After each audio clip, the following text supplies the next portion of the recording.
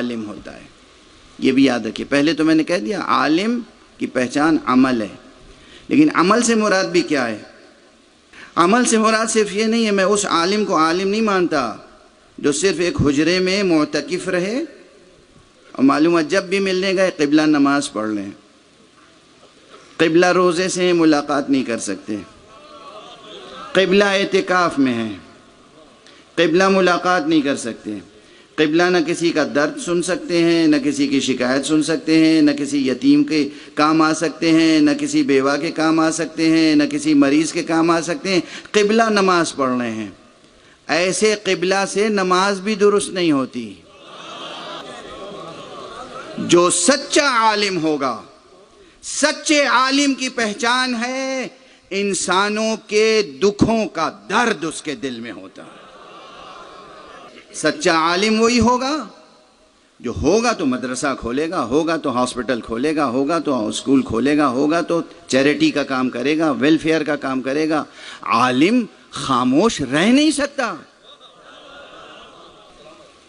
عالم وہی ہے کہ جو باعمل ہو اور عمل اس کا اتنا وسیع ہو کہ انسانوں کی، لوگوں کی، مسلمانوں کی، امت کی، مومنین کی تکلیفوں کا احساس ہو، ان کی مشکلات کا اندازہ ہو اسے، اور مشکلات کو دور کرنے کے لیے فکر ہو، تدبر ہو، عمل ہو۔